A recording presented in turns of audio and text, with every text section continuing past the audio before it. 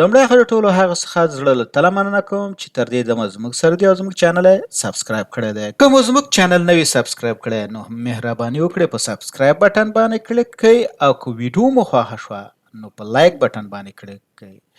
د نور سره د شریکولو لپاره په شیر بټن باندې کلیک وکړئ او د خپل نظر د وړاندې کولو لپاره یا تبصرې کولو لپاره د کمنټس په برخه کې خپل نظر یا پوښتنه زموږ سره شریکه کړئ.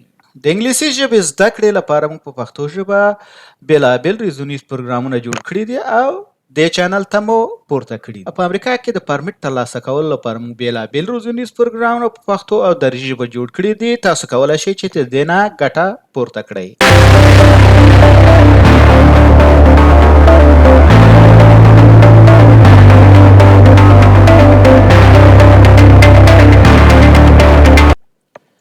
راځو د پاور بی آی پروګرام پرانیزو. د کوم ځای د ډیسکټاپ نه تاسو کولی شئ چې ډیسکټاپ هم پاور بی آی پروګرام پرانیزئ او یا راشئ په سرچ کې ورته ولیکئ چې پاور بی آی مثال ته به پاور بی آی ډیسکټاپ پروګرام د دې نام شئ او د دې نام شئ چې مثال تاسو اوپن کړئ.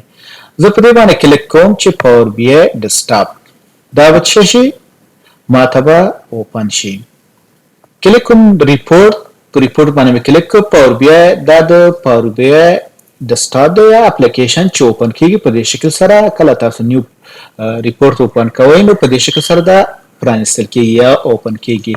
راځو دا دلته درې تابه لري چې مثال ریپورټ ویو ده، دا څه ده ټیبل ویو او ماډل ویو چې مثال ډاټا ماډلینګ لپاره دا کارول کیږي او د کې ټیبل ډاټا کتلی شو، په دې کې موږ یو خپل ریپورټ جوړولی شو.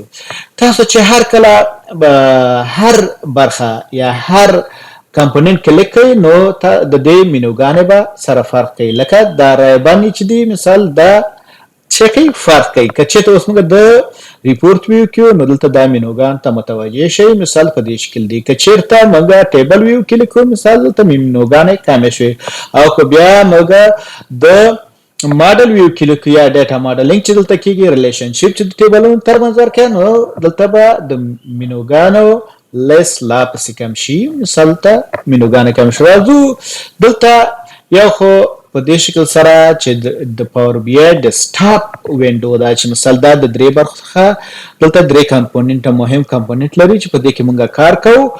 نو د پاور بی آی بله برخه چې ده هغه پاور کوئري ایډیټور ده چې هغې ته موږ د ټرانسفارم ډاټا بټن یا آیکون په کلیک کولو سره وتلی شو. دا د پاور بی آی یا پاور کوئري ایډیټور برخه ده چې په دې کې موږ معلومات یا ډاټا کلینینګ کولی شو او ډاټا سټرکچرینګ کولی شو چې د هر کالم یا فیلډ لپاره معلومات یا د هغې ډاټا ټایپ د معلومات په بنسټ باندې ډاټا ټایپ ورته غوره کړو. په دې کې ډاټا کلینینګ کې دلته موږ خپله ډاټا مخکې د دې نه چې تحلیل او تجزیه وکړو دلته کلین کوو یا ډاټا پریپریشن یا د معلومات د تجزیه لپاره دلته برابروو.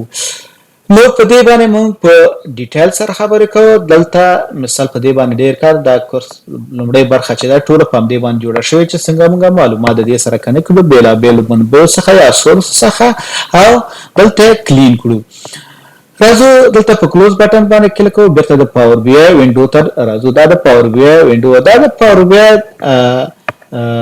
د وینډو او د پاور کوئري ایډیټور په اړه باندې لنډ معلومات وروسته درسونو کې تاسو په دې باندې مکمل شکل باندې پوهیږئ او په عملي شکل باندې پوهیږئ.